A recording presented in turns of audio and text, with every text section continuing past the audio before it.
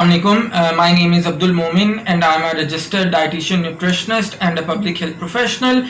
Right, so in my yesterday's video, I talked about some of the general dietary guidelines which you could follow on the occasion of Eid-ul-Azha. So today I thought of making a video on some guidelines associated with the consumption of meat because this particular Eid is always associated with consumption of meat. So here are a few of my pointers which would really help you in the long run. Number one is what we generally do is soon after the sacrifice we start cooking the meat and then we immediately consume it. So what is recommended is that after the sacrifice you should leave the meat for at least 1.5 hours or 2 hours and then you should cook it because right after the sacrifice meat is quite tough and it is not really recommended to cook it immediately after the sacrifice. So once you leave it for 2 hours and then you cook it, then it tastes much better and also it is very easier to cook it. Number two, a lot of people ask me regarding the shelf life of meat, that is for how long we can actually store meat after the sacrifice. So when we talk about the shelf life of meat, if the meat is cooked, then you can store it for approximately 30 days, 1 month, and you can consume it safely within 30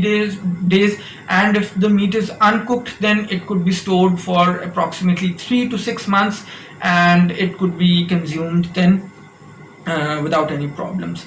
Number three, a lot of people do this particular mistake that they boil the meat, and what boiling does to meat is that the iron and the folic acid present in the meat can be lost due to boiling. So it is a much better option to let meat cook in its own water rather than boiling it, so that the iron and folic acid present in the meat is not lost. And as you already know, these two are really important nutrients which we get from the meat. Number four point is that when we talk about red meat, it is quite high in cholesterol, so it is not really recommended for patients suffering from cardiovascular diseases to consume red meat.